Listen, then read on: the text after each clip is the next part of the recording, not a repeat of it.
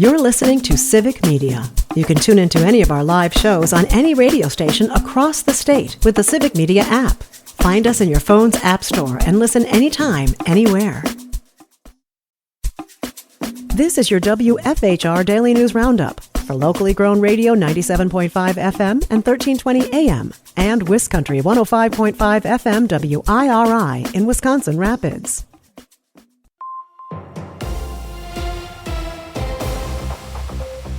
For WFHR and WIRI News, I'm Melissa Kay.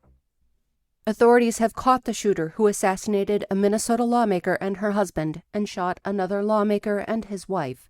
Some Wisconsin lawmakers have left their homes for their own safety after being named on the shooter's so-called hit list. Savannah Tomei-Olsen has the story.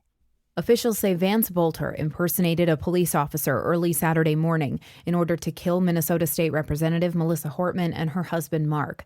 Authorities say he also shot Minnesota State Senator John Hoffman and his wife Yvette, who have had surgery and are reportedly in stable condition. Authorities allegedly found a manifesto of sorts, which listed dozens of Democratic lawmakers he wanted to target.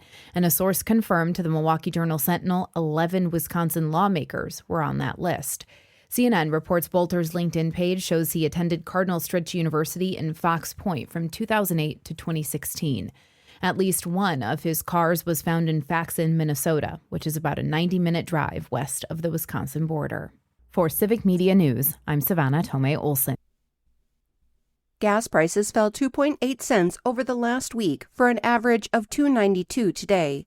This is 8.2 cents lower than a month ago and over 33 cents per gallon lower than this time last year. Officials at Gas Buddies say drivers should expect prices to increase. Israel and Iran are trading attacks, which has caused oil prices to surge to multi-month highs. Gas prices could rise by 10 to 20 cents and diesel could jump 15 to 25 cents in the days ahead. Gas Buddy officials say the situation in the Middle East has the potential to worsen at any moment.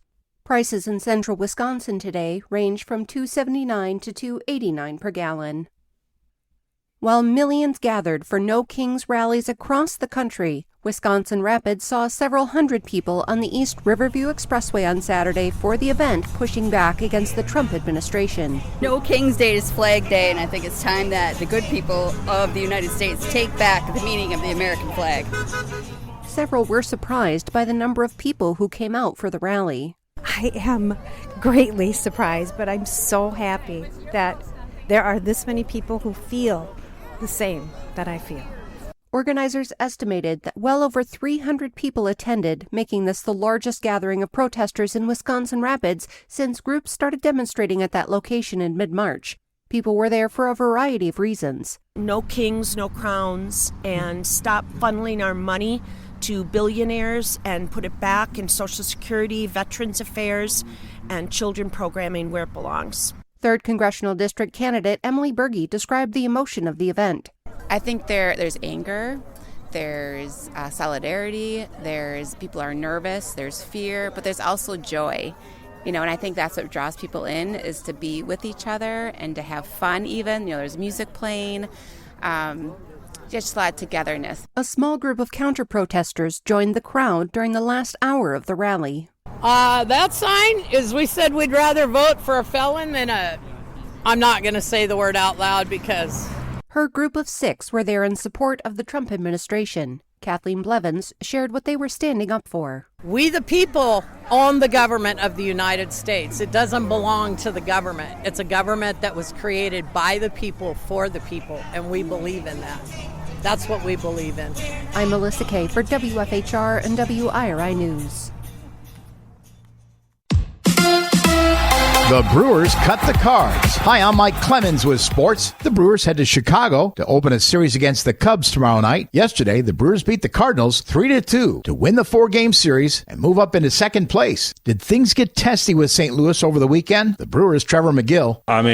Tensions were high. Everything surrounding that's happened over the series. So, that's huge for us. 3 out of 4 and get out of the jam like that. Rhys Hoskins got beaned. The Cardinals' Wilson Contreras having words with the Brewers bench. Pat Murphy. Cardinals Cardinals Brewers, man. There's always going to be high emotion. The health of the game is that you let players, especially veterans like that, handle what they handle. If we feel like somebody's throwing at us on purpose, the umpires will take care of it. Girls high school softball, the Kaukauna Ghosts, with a 1-0 win over Kenosha Bradford to clinch their 4th state division title in the last 5 years. I mean, it hasn't quite settled in yet, but it's an amazing feeling. I mean, I wouldn't want to go out any other way, so it's just incredible. That's senior pitcher Carly Meredith with sports. I'm Mike Clemens.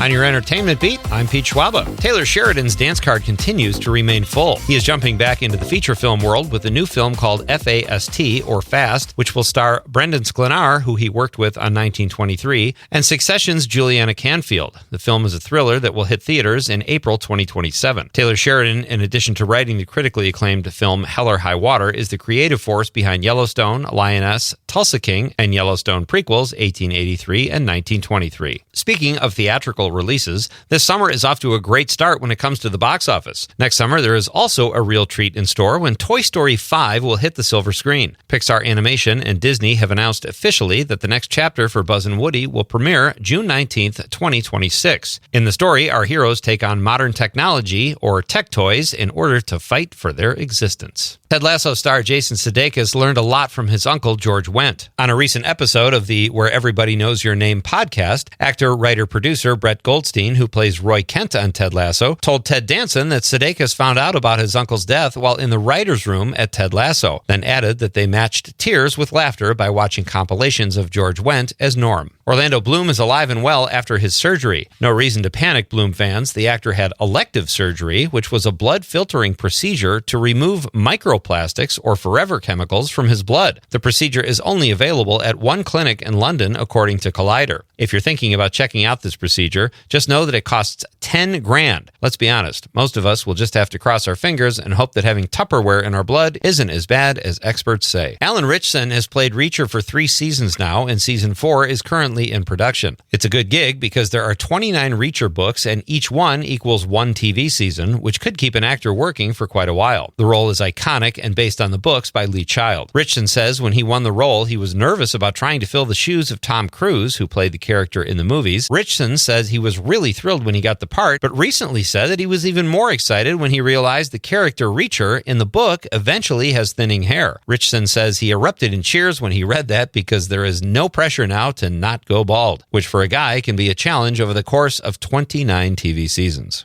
Great show. For more showbiz fun, tune in to Nightlight with me, Pete Schwaba, weeknights from 6 to 8 p.m. on the Civic Media Radio Network. Partly to mostly cloudy today with a chance of scattered thunderstorms, especially later this afternoon. Our high today in the low 80s. Tonight, scattered thunderstorms likely. Could be some locally heavy rain. Our low in the mid-60s. Tomorrow, chance of thunderstorms with a high upper 70s to low 80s. I'm meteorologist Sean Cable. Temperature now 67. That's your WFHR and WIRI Daily News Roundup from Civic Media. Subscribe to this podcast on Spotify, Apple, or wherever you find your podcasts. Find more news at WFHR.com or WisCountry, that's WIS Country.com. The national news cycle never stops, but it can be hard to find news about your local community. Civic Media is dedicated to providing quality local and state news coverage across Wisconsin. With the Civic Media app, you can get notifications about local stories that matter to you and your community. Find the free Civic Media app in your phone's app store and choose notifications from the menu to tell us what kind of news you want to hear about.